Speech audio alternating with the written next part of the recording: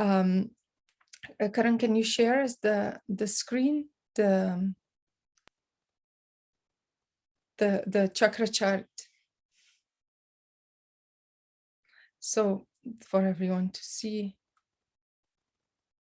Yeah, so you see here it's the third chakra. It says peace next to it, and around it is the big green area. That's what we call the void. It's actually the area that starts that's there because the second chakra spins around the third chakra and creates this void. And so that's why the second, the third chakra and this void area are very much connected. They are all there, and obviously they'll look after the organs of that area, right? All digestive organs, all these, the liver, kidney, all that stuff. It's all looked by these two chakras and the void. But just today we'll put more attention, and we'll listen also to a talk by Srimataji about the third chakra. It's called Nabhi Chakra, sometimes Manipur. And here, this deep satisfaction of peace and these inner silences. Also, our attention is in this area. Our nourishment, it gives us nourishment, right? It's very much connected to what it does to our body physically, this area, right?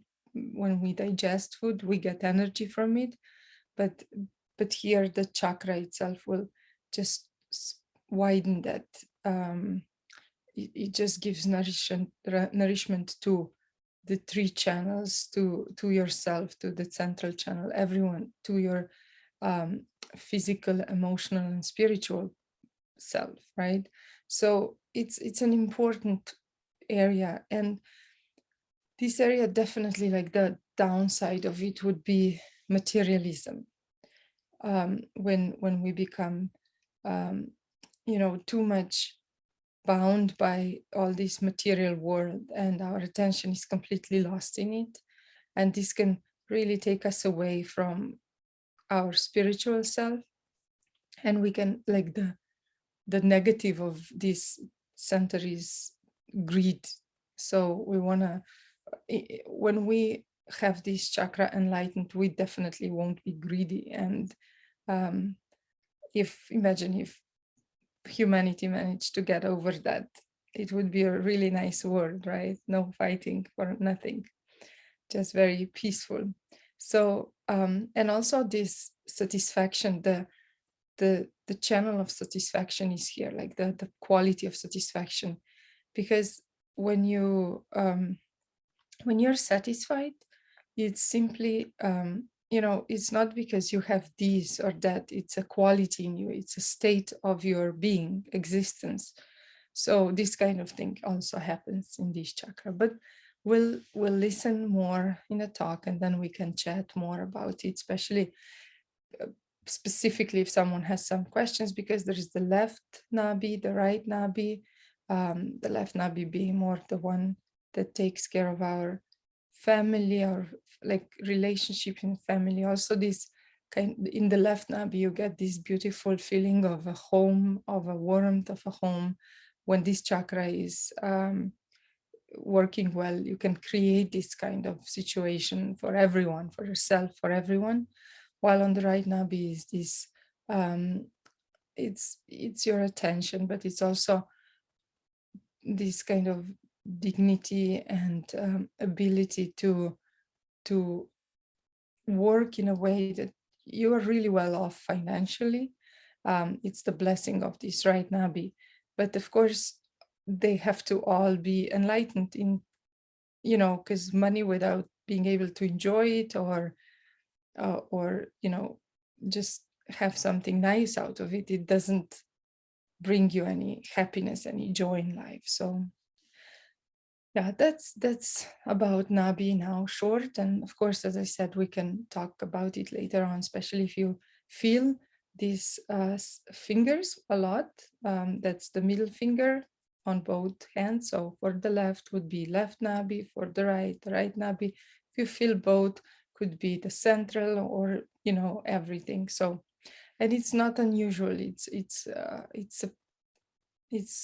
to feel it, because with everything, you know, happens in life, our attention gets disturbed, and then also we feel that as some kind of disturbance in our gut area, we can say, right? Like you can actually physically feel this lack of inner peace from that. All right, so we'll start by foot soak. By doing foot soak, we'll start our meditation. There is one more thing I'll explain, and this is how we raise our Kundalini and put ourselves into Bandhan. Karan, there is another slide for that. And when we do that, we raise our Kundalini and put ourselves into Bandhan. So yeah, that's it. And you know what, can you highlight me? I don't know, I see your picture. I don't know what everyone else see, but I hope they see me, because I'll also do this along. Nika, Yeah. I think some more folks joined. I hope they are old folks. Just check it out. Okay, of course. Yeah. Sure, now I see. So is anyone joining us for the first time? Just if you're coming to the side room, so to this room, it's a little bit like a more advanced. We do foot soak here, and we raise our Kundalini to Bandhan, and then we have guided meditation with Mataji talk. So if there's anyone else coming for the first time, let me know so I can. Let me see if there is. Yeah, I don't. Okay, so I guess we're all old crowd, so that's good. And if Nika, can yeah, I interrupt you, but can I just add, I'm not able to spotlight you. I don't have the rights to spotlight you. oh, Gopi Bhaiya and me have the same rights. I don't think Gopi Bhaiya would be able to as well. Karan bhai, uh-huh. I think we are in the side room. That will be available only in the main room, I guess. I think we can Okay, continue like this. can I do something? So, or do you want to do a different? I mean, can people see me when I do race Yeah, I Kundalini? was gonna say I can see you, not my picture. I can see you, so I hope others can also. Okay, so I see your picture. Yeah, okay, I know. Yeah, it happened before. I don't see what you guys see. Nika and Karan, if I could just interject, if everybody is muted except for Nika, then hers should be the only face that shows up. Okay, yeah, that's right. Yeah, perfect. Thanks. All right, so as you can see me now on the side, we'll be doing that. I'm going to explain how to raise Kundalini and do Bandhan, and we do that always at the beginning and at the end of meditation. So in the main room, we didn't do that. It's like just a simple meditation, but now we'll do that. It gives us, so with our attention and with our hands, we manage to bring our Kundalini, this energy inside of us, through the chakras up, to Sahasrara. So the connection to the all-pervading power can start. And that's why we raise Kundalini. And the way we do it is we take both hands. So the left hand only travels upward. So all it does, it goes upward like this, while the right hand will spin around it. And it goes like from the back of the hand down, front, to yourself, and then away. So from bottom of the hand to your body, and then away from it. So like that. Just spin, and then you bring it up on top. And here, I hope you can see, you spin like that, and you, as if you would want to tie a knot.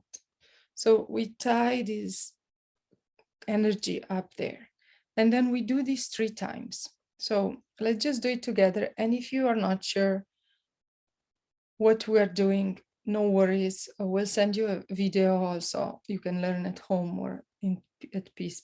It will work still. All right, so let's start by raising our Kundalini, and we do it up to Sahasrara, above it, and we tie 1 knot, and then bring our hands down. Again, we'll Raise this Kundalini. Make 2 knots. We'll do it 3 times. Second time we do 2 knots. And we bring down the hands. And then we'll do it. For the 3rd time, we do 3 knots.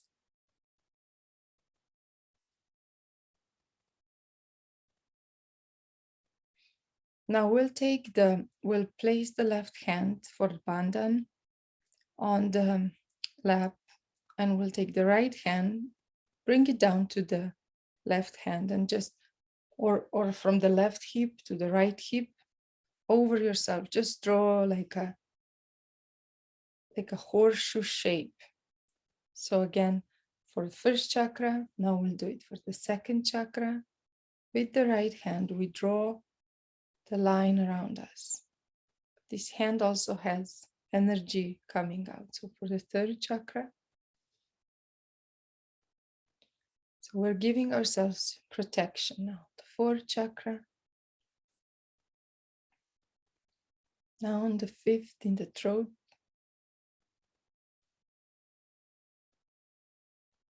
Now for the chakra in the head, the 6th one. And lastly, we'll do a horseshoe shape around us for the 7th chakra.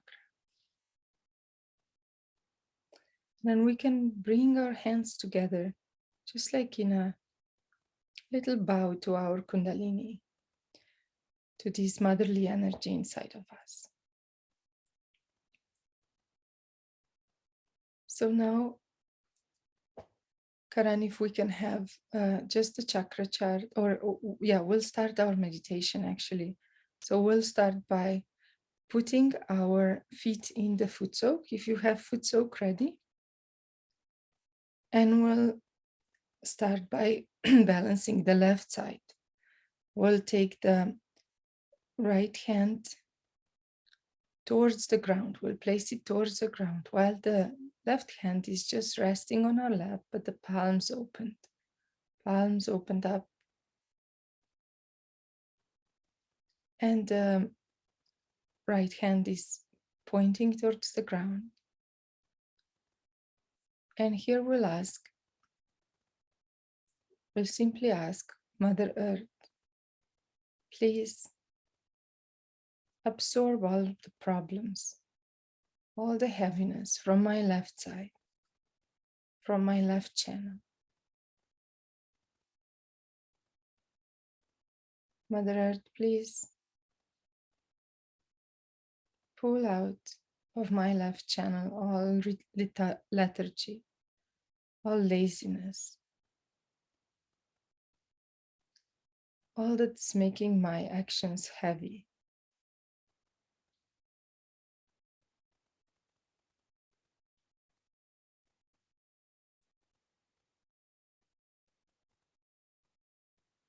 And please absorb all the heavy emotions or any kind of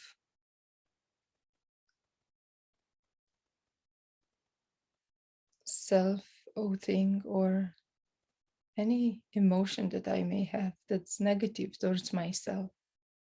Please absorb all that.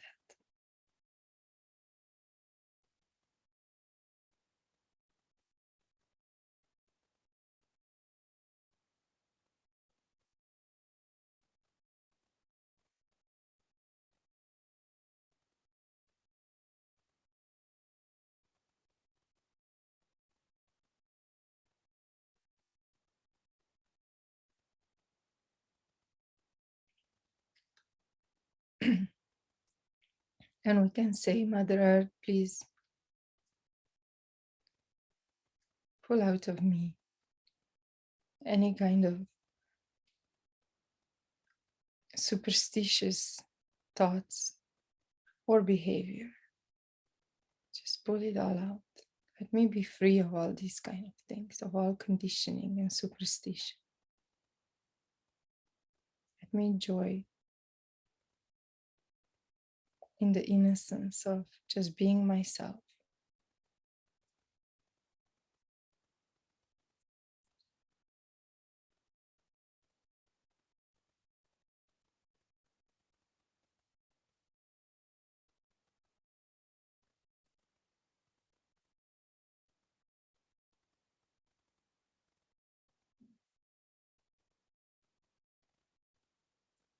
Now we'll swap hands. We'll bring our right hand to the lap and we'll place the left hand, pointing it towards the sky, and the palm will be turned away from us, like backward. Just turn the palm backward. Now we'll surrender the heat of the right side into the sky, into the ether element.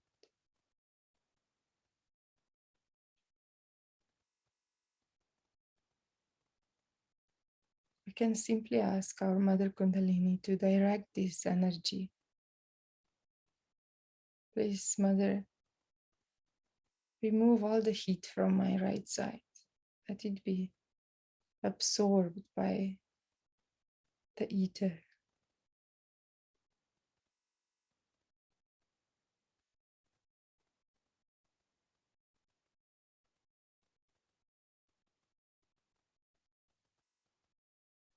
And please remove all my worries about the future and all tendencies to spend too much time thinking and planning for the future, which doesn't allow me to be in the present. It doesn't allow me to enjoy anything. Please remove all that, all big organizing and planning. Just let it be. Let it go out of me, these tendencies.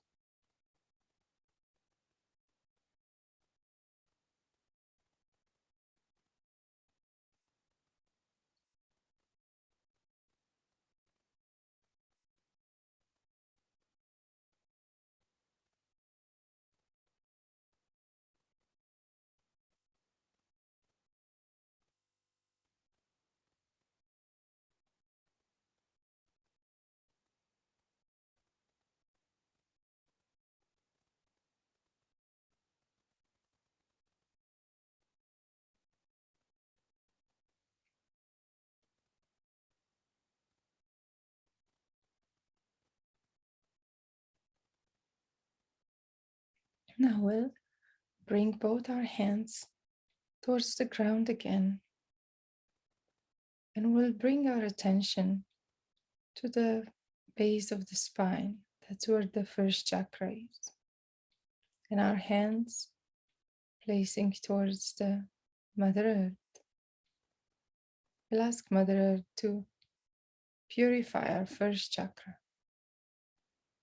Mother Earth, please absorb all the problems of my first chakra. Let this root chakra in me be strong. So strong that the rest of the tree, my spiritual powers, can be strong too.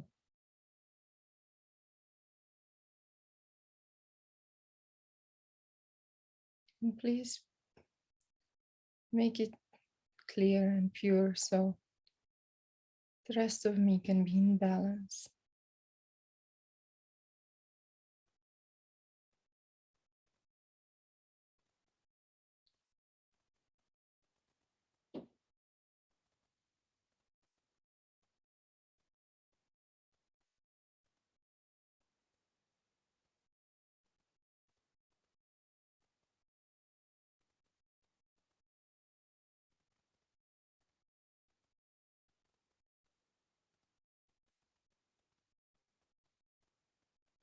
We'll bring both hands back on the lap and we'll just have a short guided meditation on other chakras, whatever I feel this group needs. So we'll start by putting our hand to the heart, to where the physical heart is, the left heart chakra.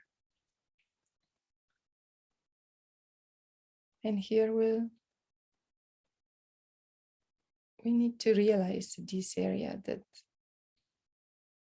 we're not just this body, just this mind, the thoughts that come, our plans or our emotions, or even the past that we had, but that There is a spiritual part in us.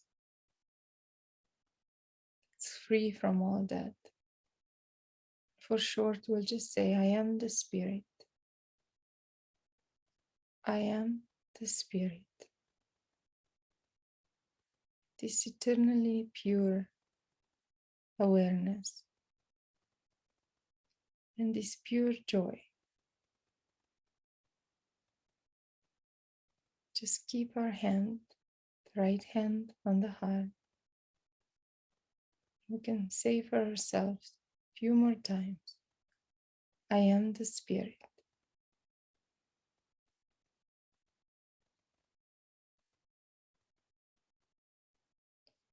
When we say these affirmations, we say them from the heart with sincerity.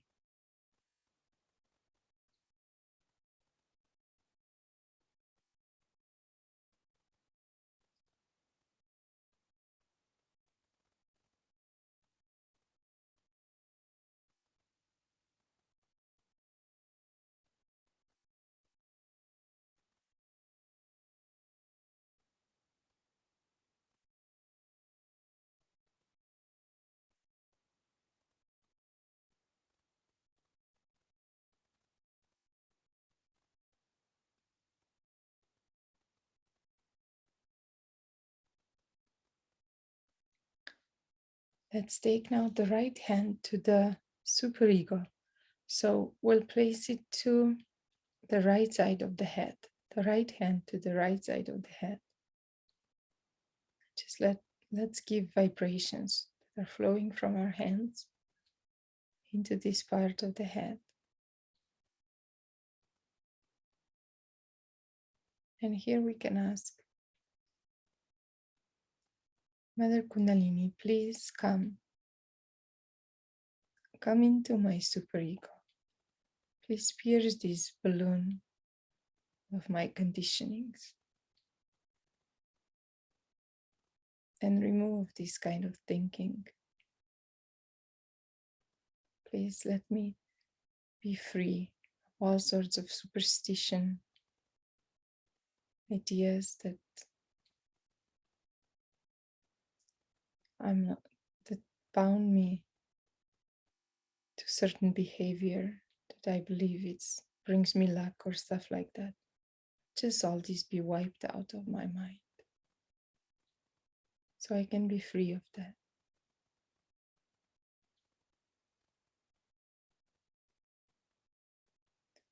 There is a short mantra, bija mantra, called Ham.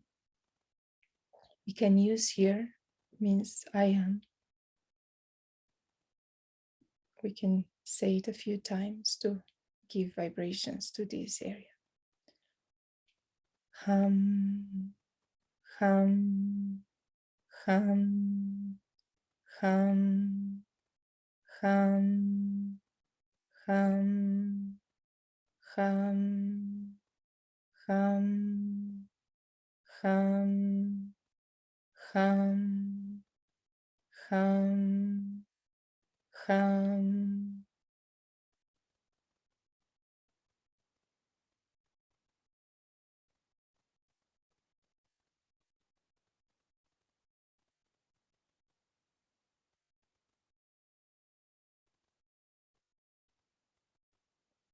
And now we'll bring our hand to just to the left Nabhi, the third chakra on the left side, the left abdomen. Bring your right hand there. The left hand is resting on your lap, receiving vibrations.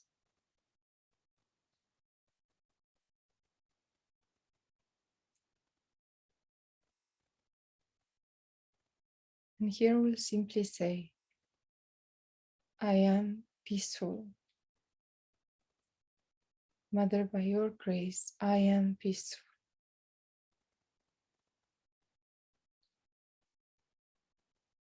And we'll say, I am satisfied.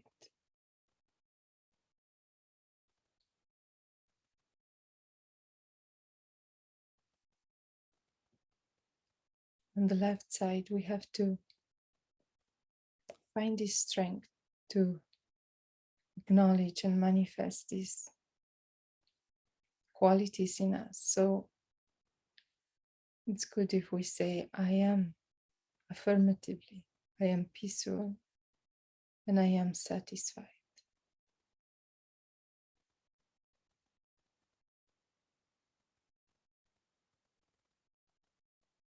And also, I am generous.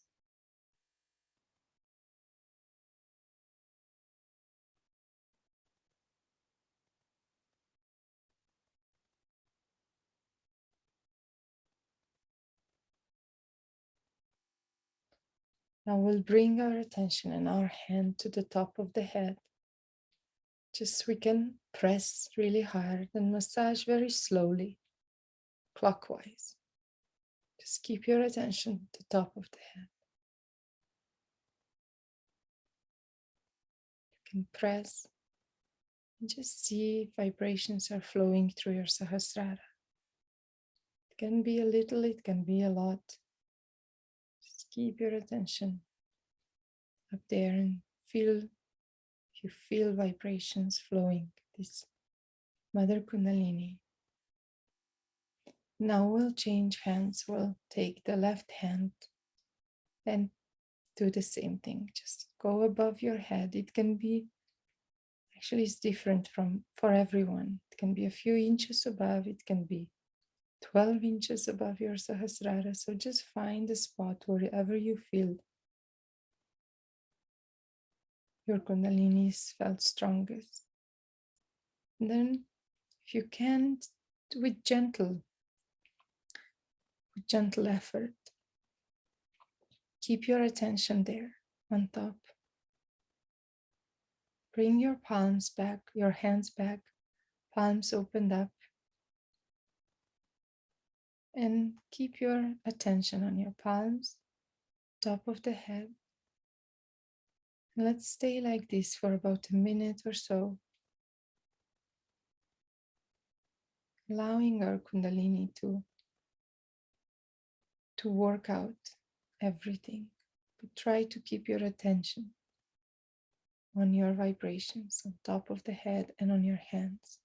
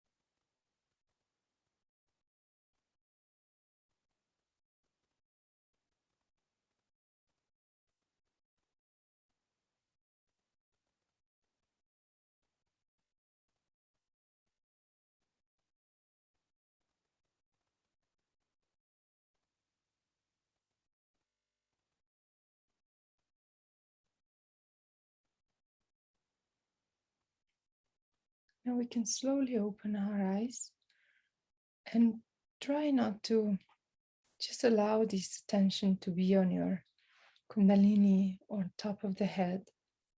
But we will rinse our feet now. And so just rinse your feet. But today we won't take our bucket, the water into the toilet right away. We'll just place it at the side. Just put it at the side so you can sit comfortably. Just remove the bucket, the side, and we'll continue our meditation by listening to Sri Mataji's talk. While we do that, try to keep your attention on top of the head, on your hands.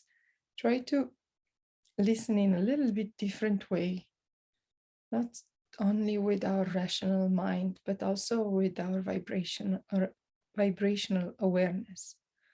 So let's try that now.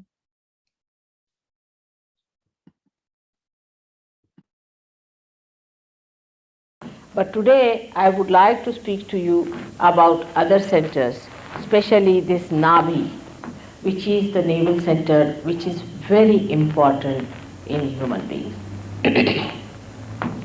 This is the center by which we seek. When in amoeba stage, we seek food. At a higher level, we start seeking heights. Like when they became mammoth and all these animals, they wanted to have a height, to go over the trees, to be able to master them and to eat the leaves. But they became so much outsized with their height that they had to become smaller animals, like say intelligent animals, and like say cats and things like that, cat family. And this is how the evolution has been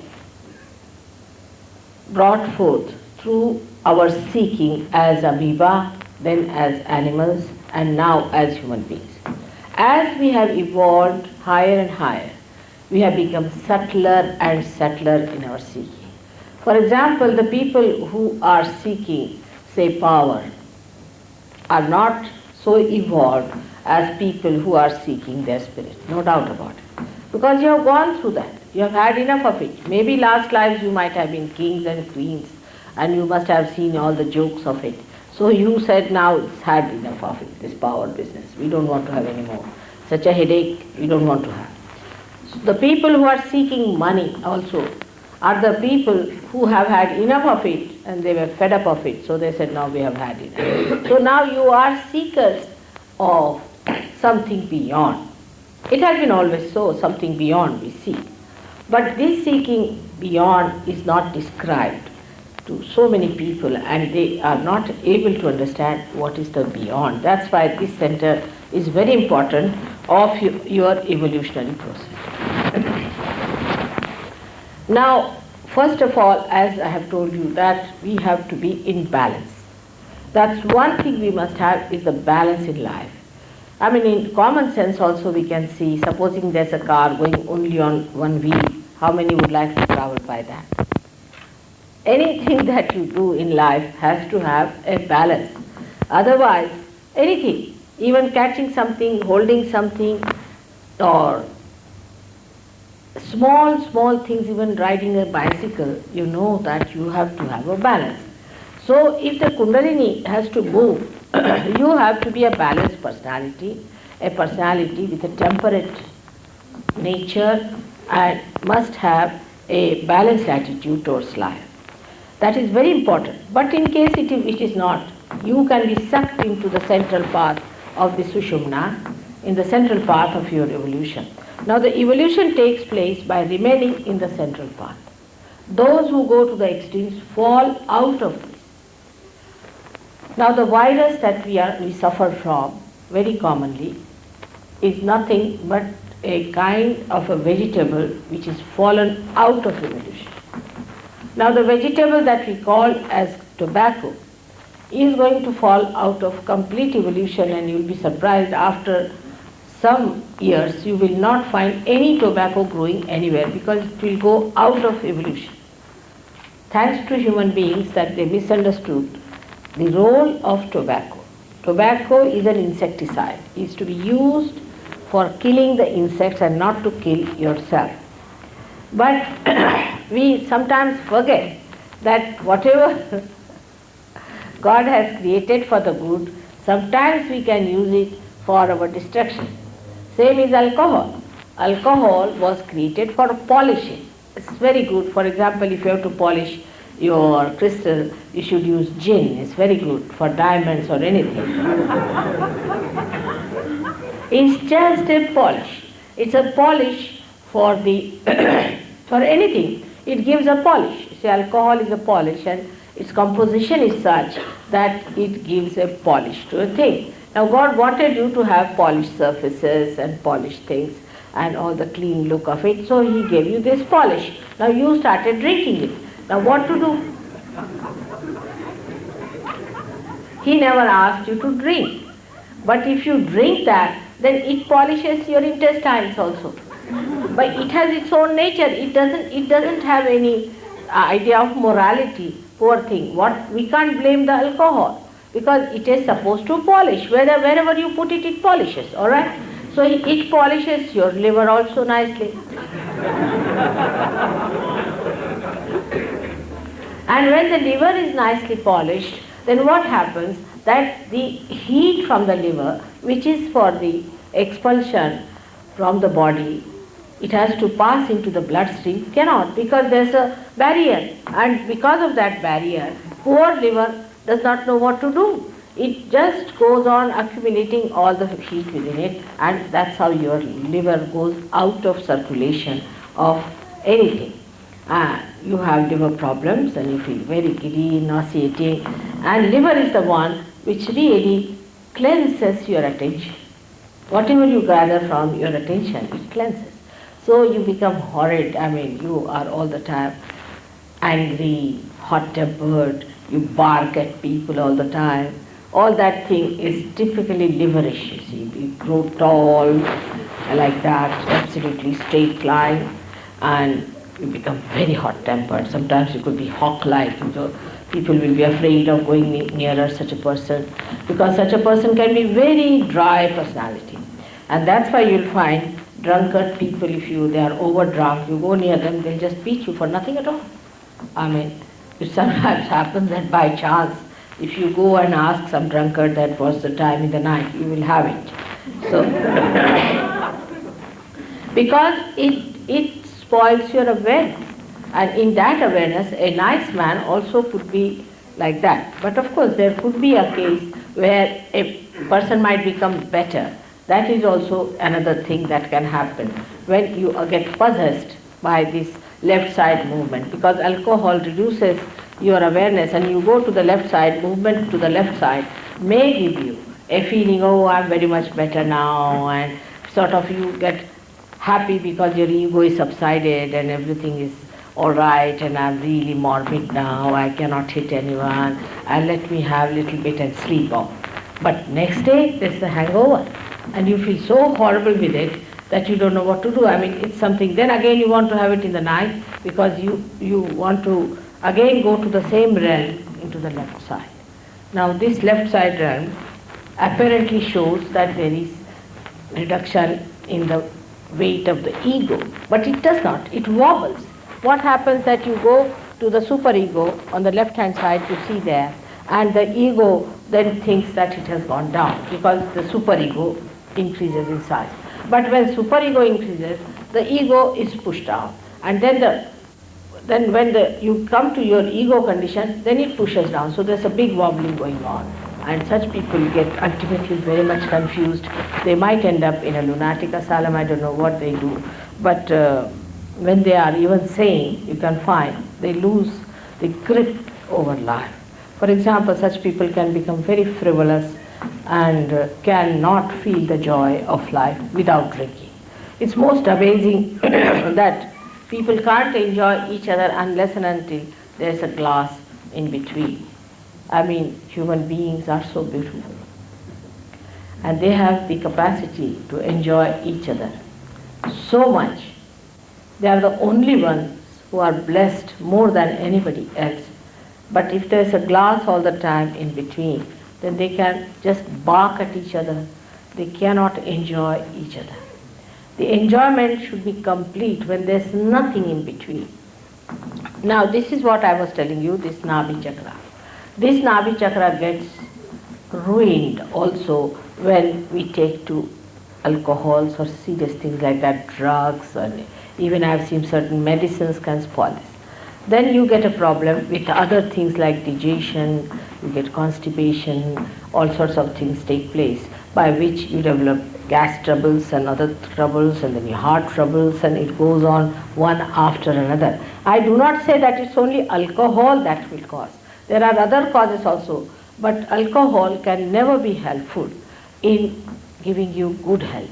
Some people have a feeling that if you take alcohol then only you will keep good health. It's a wrong thing. Because health is not only physical health, it's also mental health. People think that physical health is the end of everything. Is absolutely wrong, because we are not only the physical being, we are also the mental being and the emotional being. And when you play too much with your Nabhi Chakra, you have the biggest problem, and that is that you can never be successful in life as far as enjoyment is concerned of your achievements. For example, a person becomes rich, unduly rich he becomes, is a blessing, I should say, of Nabhi Chakra on the right hand side. Right hand side Nabhi Chakra can give you a lot of wealth, a lot of money, and you'll have 10 cars and 15 people attending to you, everything you may have. But it cannot give you the satisfaction of life. You will go on accumulating and end up with a suicide or something like that, and you would not know why you are bent upon committing suicide. That's why in all affluent countries you find people are planning to commit suicide, and the more affluent they are, the worse it is. But the left side gets completely dried. Now the left side is the center of the family life, the Graha Lakshmi, the goddess of the family, the household. You see, a person who runs after money too much forgets his family. He has no time for his family. A husband and wife may meet somewhere on the airport, or may just wave at each other sometimes, you see, crossing each other. Or the children suffer the most. And in that case, the women also then take up with the men. They compete, what's wrong? They start copying men. And in doing so, when they compete with each other, then what happens? That this family life gets disturbed. The woman of the household is dissatisfied, her ego is not satisfied. In olden times, the man used to go in the jungle and get all the wood cut, bring it home, and give it to the wife, and wife used to cook. There was no problem because there was barter system. He could see her working in the household. Now the husband earns the money and the woman spends. I mean, that also requires some work, isn't it, to spend the money. But to man, it looks like that I'm the earning member and she's the spender. So she says, all right, I will also earn. But in this too much of competition like this between the two, what happens? The family suffers, the children suffer. And such a person will have problem with the wife will have problem with the husband, and you can always feel that center.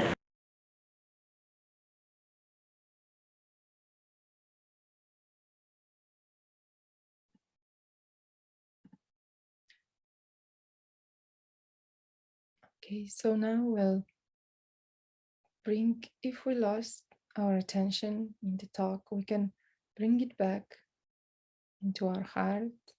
Again, we'll sit palms facing upwards.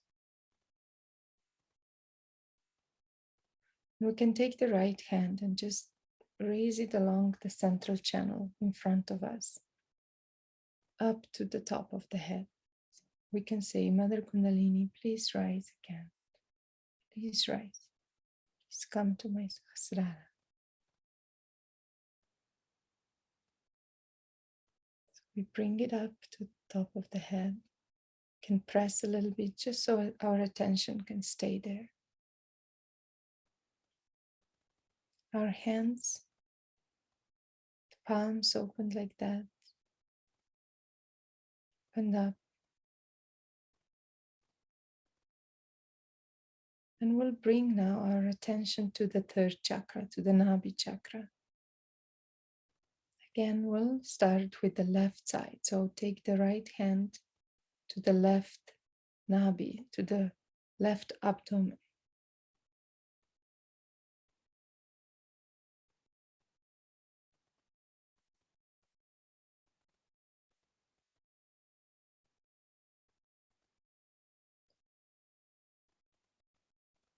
Here we'll ask Mother Kundalini, please come into my Nabhi, into my left Nabhi. Please remove all the problems, all the darkness of this chakra on the left side.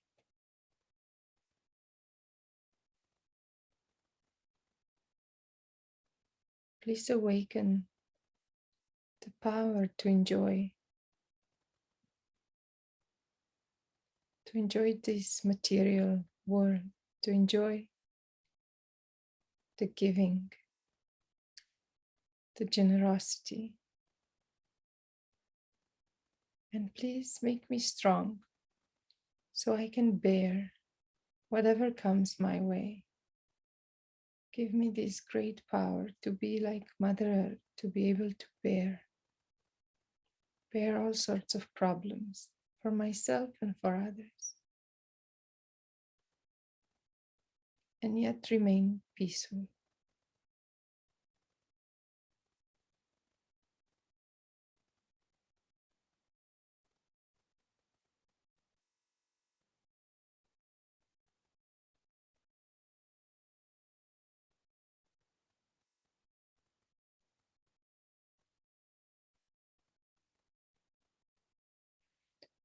We will change our hands. We'll take the right hand to the left hand to the right Nabhi, to the right abdomen.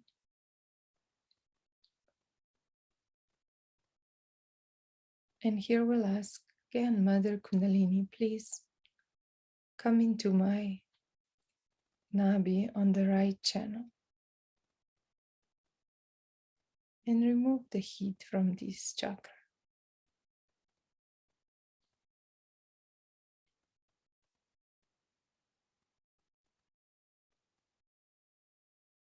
And please give me the wisdom and strength to surrender all my family problems, all my financial situation to you, to allow you to guide me and to look after me in that way. Mother, you are the one who takes care of all my financial, family issues.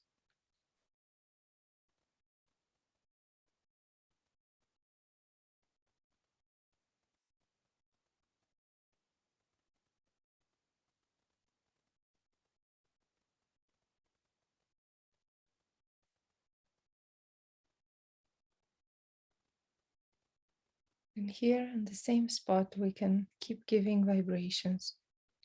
We can also ask, Mother, please remove the heat from my liver. Please heal my liver.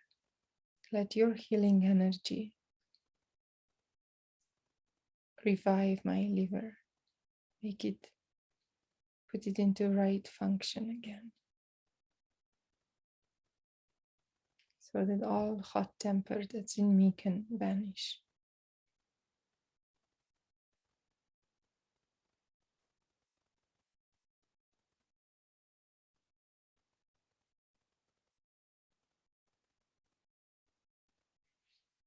And we'll again change our hands, put the left on the lap, palm opened up, and the right onto the central Nabhi, right on the belly button.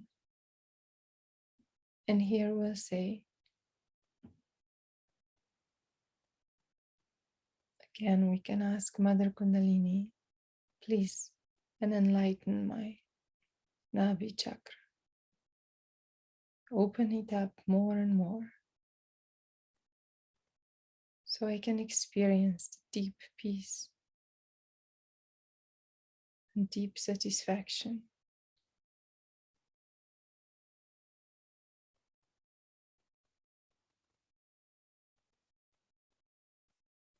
And please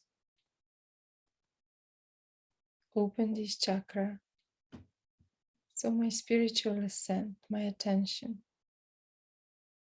can flow right through the central channel and not get lost on material things,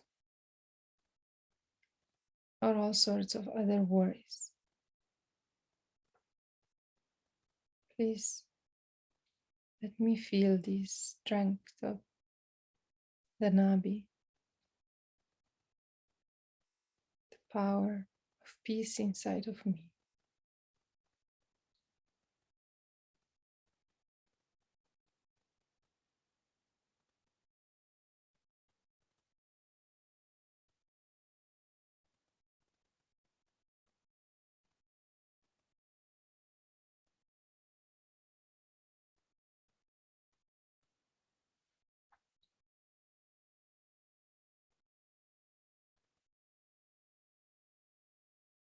Let's bring our hand now to the heart, to the central heart chakra. Let's breathe in deeply through the nose. Hold your breath a little while and then exhale. Again, hold a while. Exhale through the mouth and wait. And then breathe in again. As we're using the air element to clear this heart chakra. Allow the lungs to completely fill in with air. You can ask Mother, please come into my heart.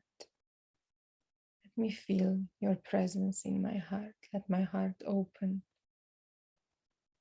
Let me feel the bubbling joy and this bubbling love and compassion flow through my heart.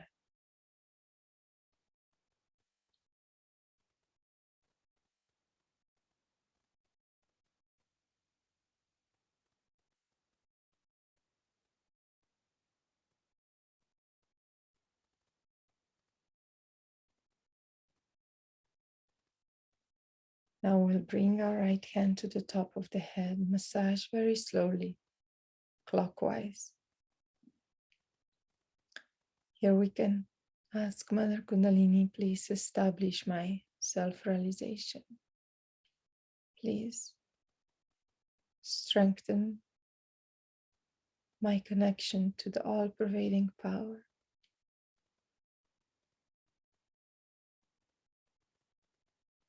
You can also say, Mother, thank you for your guidance, your love, and your connection that you're giving me to the all-pervading power of love.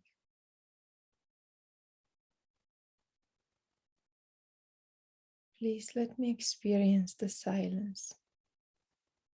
Silence in me, silence of this universe. And bring our hand above the head. See how vibrations are flowing.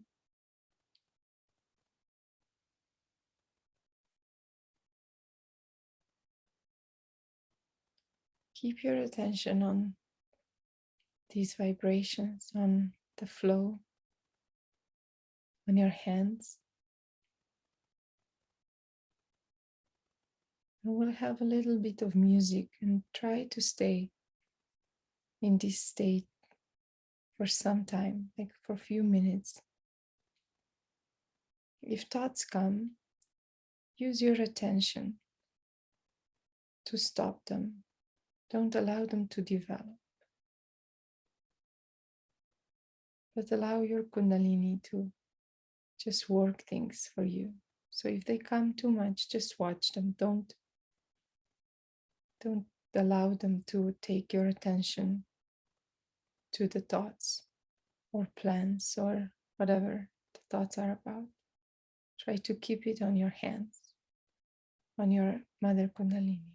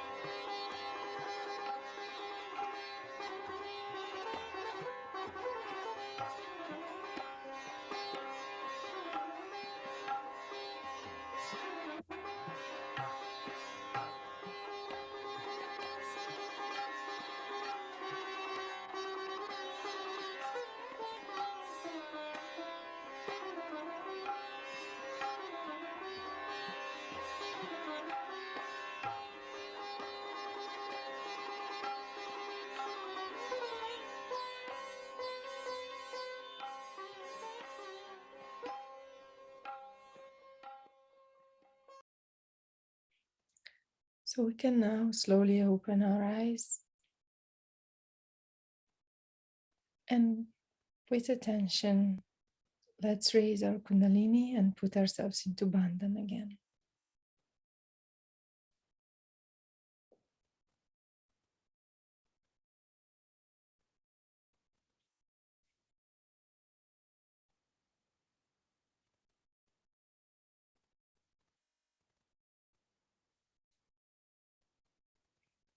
We finish by making 3 knots.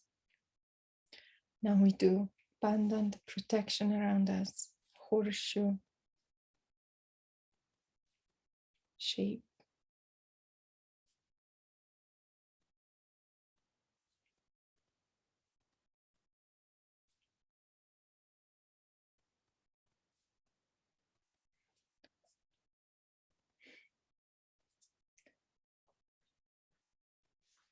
So if there's anyone in the mood to ask something, to talk, but if you want to stay in a nice, peaceful state, you're welcome to leave. We're done with meditation, but if there's any questions, anything, please unmute, open up the camera. Love to see you. Hi, guys. Hi, thank you, Nika. Thank you, Nika. Very nice to see you. Very nice to see you both. Yeah. Did you have a good meditation? We did. Once we got our technological issues worked out, yes. You left, right? I saw you were gone. We didn't leave, we got kicked out. Kicked out. Oh, Yeah. maybe there's something wrong. I don't know. I also had some issues joining in today, so we'll have to check that. Okay. All right. Yeah. Any questions? Anything like that? You're silent. That's the best. Yeah. Excellent. Excellent. Yeah. Anyone else has a question? Has something to share? Experience? Anything? Hello. Hi, Philip. Hi. Hi. I have a question. Is there any way for someone to build belief rather than through practice? What do you mean? Like blind belief or? I mean conviction. The same way you might know something is good for you, but not believe it, or at least not have your heart opened to it.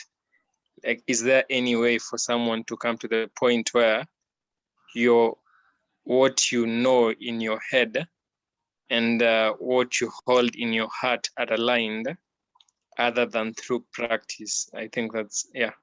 Yeah, I honestly, I don't know.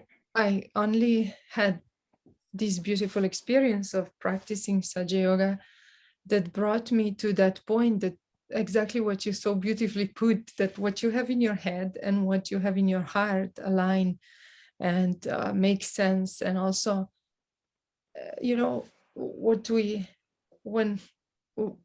if you saw the chart of chakras, and on top of the head, we say this chakra is integration, right? It's integration of all the chakras and all that, but it's not only of that. When our attention, this inner energy reaches here, it's integration of our emotional, physical, mental body, right? And also of the spiritual part of us. So I hope I'm answering the right question. I didn't quite understand, but to me, I think that's the only way to do that is through this inner process. Because when you see how these, the roles these chakras play in us, when you start to experience the changes, which can be very deep, things that you can't access with your brain or your mind, talking about it and all that stuff. It's on a different level. It's in our innermost self, right? That these changes are happening and this integration is happening. So I couldn't recommend anything else but practice meditation and allow your own Kundalini to work out this manifestation. And that's what we do here.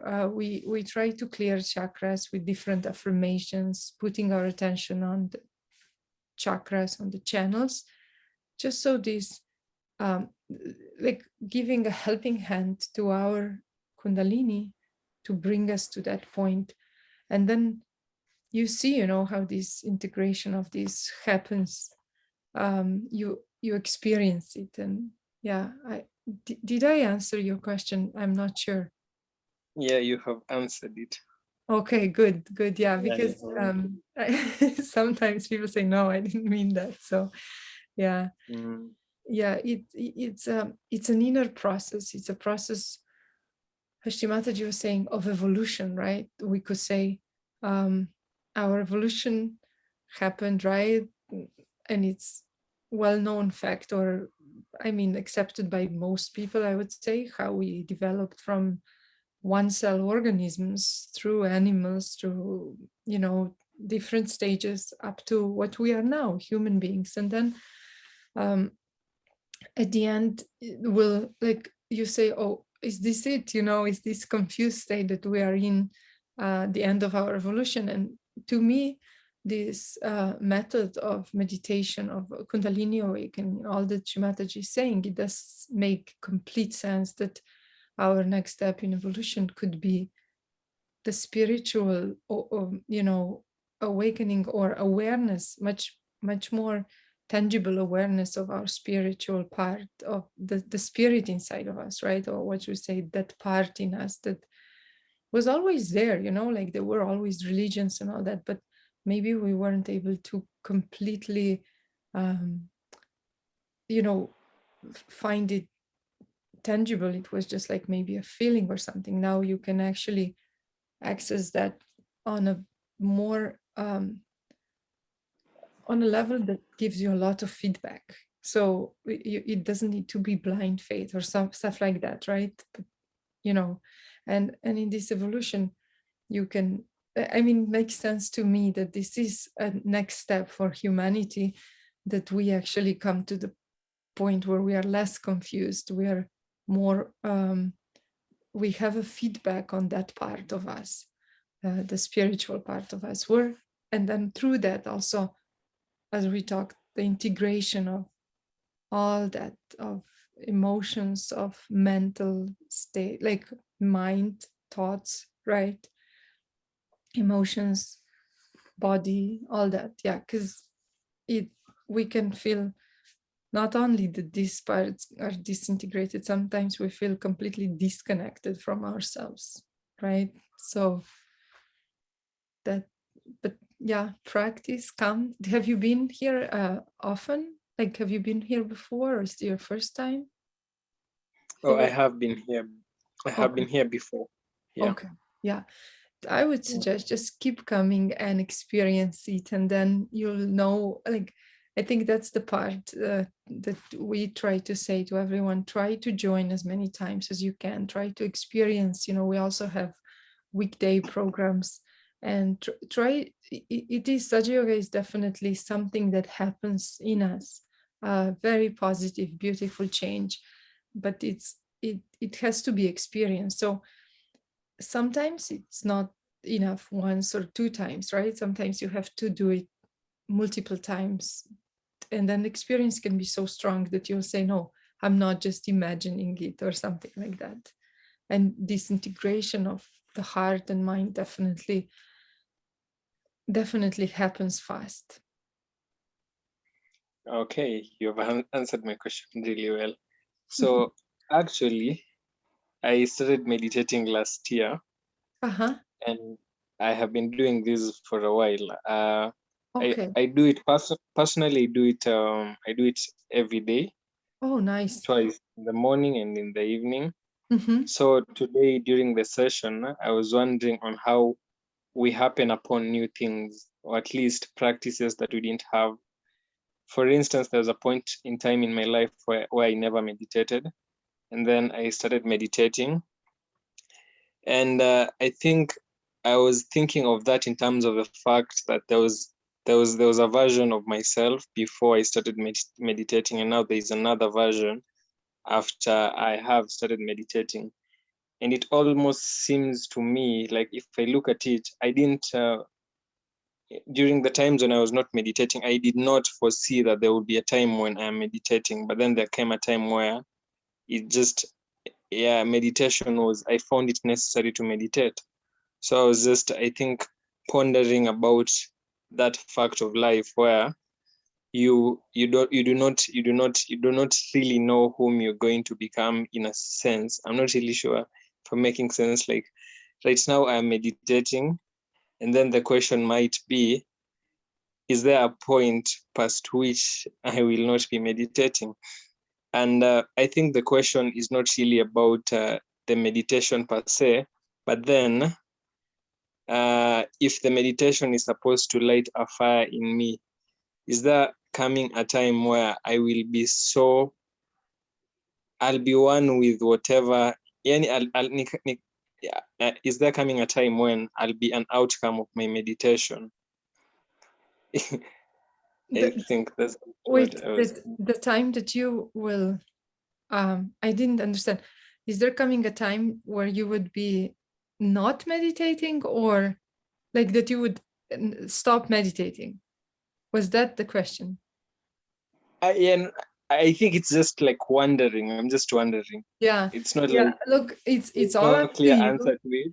It's all up to you. I've been, as I said, 25 years I've been doing that. And for me, this kind of time never came because I always enjoyed it, and I always managed to it's life, right? So I had kids, so different set of problems, different things I had to adjust, right? Like in that journey, I think that was the biggest change for me, getting people into my life, right? Like that I had to take care and all that.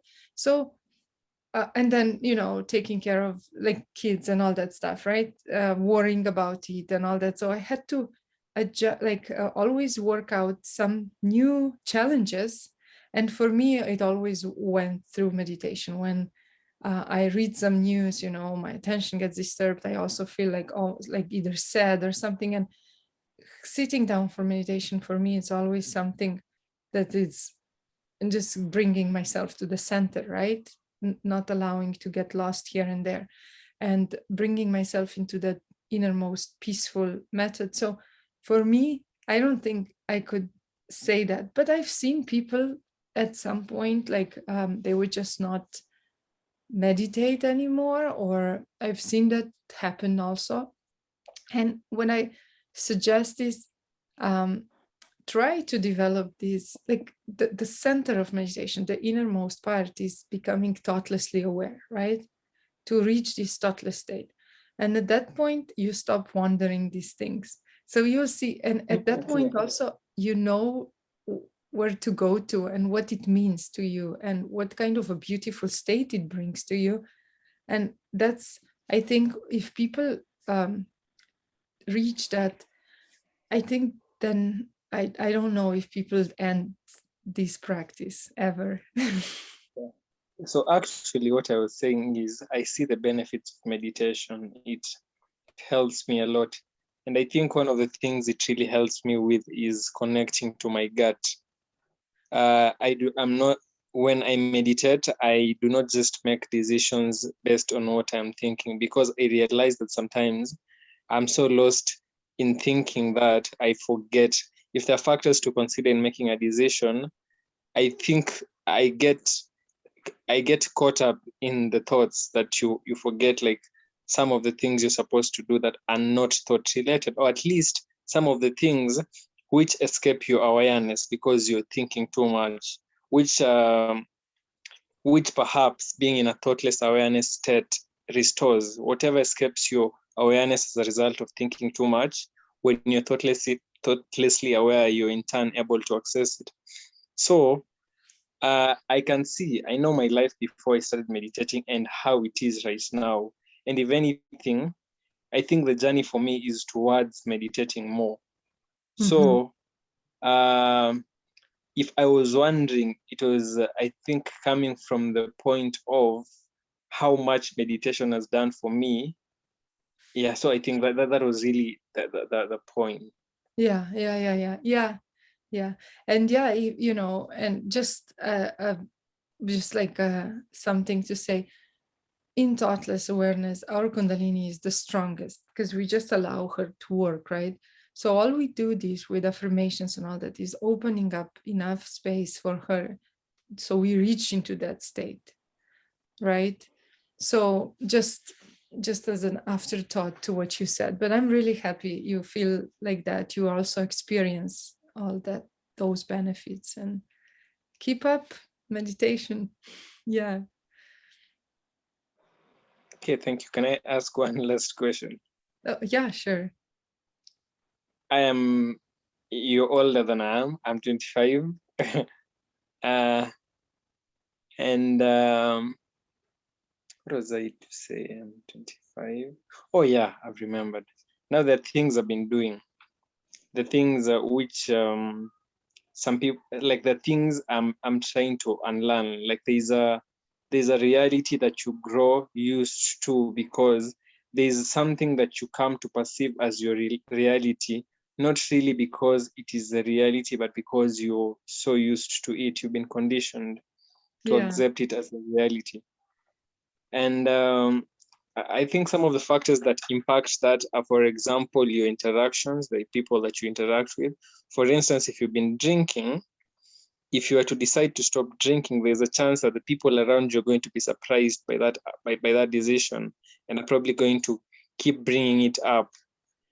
I do not think that the acceptance of change is that immediate for people, and even for yourself, not just for others, because to say that it is hard for others is to assume that it isn't for yourself. I think the acceptance of change is, I think it's a bit hard, in the sense that, let's say I've stopped drinking, and then my friends, when I started drinking, no one questioned me. No one told me, oh, now you're drinking. Or at least someone might have, yeah? Someone who had Yeah. known me before I started drinking might ask, oh, now you drink. And then I stopped drinking, and there are people who knew me as someone who used to drink. And now they're the ones who are questioning, oh, now you've stopped drinking. So the question really is, that transition, like, do we have the power to endlessly change ourselves, like to happen upon new points of awareness? Or I am actually shirtless. let me put on my shirt. Okay. You know, these things you'll see when at some point you may not even have any desire, like this drinking thing. I come from a country where everyone drinks wine because they make a lot of wine, and it's just when I started meditating after a while, I also didn't feel like I want to drink anymore. So I said, hey, I had to say to the same to all my friends and everyone, and Okay. even to my parents, not so much mine, but my husband also, he joined this journey. And at some point you just don't feel like doing that because your awareness gets spoiled and all that. And really something inner happened to me. So I couldn't anymore, really, like I would feel sick. And yeah, and I know you have to just, like, if this is what you feel you're doing, you become also strong, you know, you just don't care so much. So you say, hey, you drink, I don't, it doesn't matter, you know, like that's what it is. Yeah, but it's that's what it is, you know, like it's your journey, and sometimes you have to be strong on your own journey, stand on your own feet. And it is, you know, this energy, this kundalini, it's your mother. It will guide you, it will do all of that for you, and you can bring your attention to her and just ask her, please give me strength for that, because it's just what it is, you know, because as we heard today, you know, this Nabhi gets out of bounds, but also our awareness when we do that can take us away. Like it can keep tilting us to one side, to the left usually, or as you heard, you know, how this ego and conditioning, super ego in our head, they take over, and it's like it can become a vicious circle. But mostly, you know, we never say to people don't drink or don't do this, that. It usually happens very spontaneously. We see, like for myself, at some point, because, you know, like in my country, in Slovenia, like your mom will offer you some wine or stuff like when you're 14. Like, I didn't do that to my kids, but that's just so normal there. Or even earlier, people drink a lot, so it happens. And yeah, you just have to find the strength for whatever path you want to take, and believe that your own energy, your own motherly energy, can guide you and help you. And we make mistakes, and then we learn from them too. Yeah. Philip, I want to add a little thing. See, it's basically you hold a snake in your hand, okay, and the light is off, so you don't know you have the snake in your hand. He's gone. I I guess he's don't gone. know. I think the camera froze at some point, right? Okay. Yeah. I think he's No, back. he's here. He's Philip, there. you're here? Philip, are you Yeah. able to hear me? Yeah. So it's something like that. Oh yeah. Yeah, I want to give an example saying that you are holding a snake in your hand and the light is off. So you don't fear about it, okay? But when the light is on, you see it's a snake and then you fear it out and you throw it away, right? So when you meditate, the light is on. When you are not meditating, the light is off. So it's up to you how you want to do it out. And see, when you are meditating, it is something like that. We have evolved from eggs to a bird, okay, and when we stop it out, we don't want to go once again back from the bird to egg stage. It in the evolution it doesn't happen, but the human is a lot critical, and it is having the freedom to choose, and you want to do it out. So that is the toughness. And there are so many things like when we are in a society, we want to the others are saying why you are doing, why you are not doing, kind of thing. When you have all such questions and when anything, do only one thing: just go on to your top of your head and ask your mother Kundali, what should I need to do, and you'll get the answer. That's all. And so the confusion, everything goes. What I understand is you're enjoying your meditation, you're doing it very well, but the outside factors, it is having some little questions. It happened to us, and then slowly it go on. So as Nika said, just stay on, and it will help you out. Yeah, just and you know, remember how it works for you, this meditation, and you'll find the strength. No worries about that. And also when we find out, hey, this doesn't work for me, it really harms me, it doesn't allow me to meditate and all that, then we we tend, if we enjoy meditation, we tend to overcome those little obstacles, you know. They are also, I think, in a way on our path for us to grow. Like, it gives us strength, it gives us some kind of a personality. All these little issues and troubles that come, and sometimes are big and sometimes are heavy, but when you, if you can put your attention to your you know, kundalini, to reach yourself, your innermost self in your meditation, and work these things through this. And sometimes it, you know, it depends on the issue, it can take a while, it can take a short thing, like it can be immediate, it can take a few months, but we go over it, and then you really, you know, develop the wisdom, the knowledge, and through that also you can later on comes handy, because you can help others with similar experiences. So, but that's maybe down the way. Philip, do you have any mentor, or do you, if you want any mentor, let us know so that we assign you a mentor, and if you have any questions, you can talk to them and clarify it. That is also helpful for you, if you think. Yeah, that will be okay. I do not have any. Yeah, so just do you want to leave, what copy, does he leave a phone number or an email? A phone number and email is good enough, so that So we'll someone will contact you, and they can, yeah, because we offer that, we offer people to help you, you can reach them, you know, and yeah, definitely helps to do it like that. Yeah. you can put it in the chat, and if you don't want to put to everyone, you can put it personally to Nika or anyone in the post position, so that we'll reach out to you. and SNE mentor for you.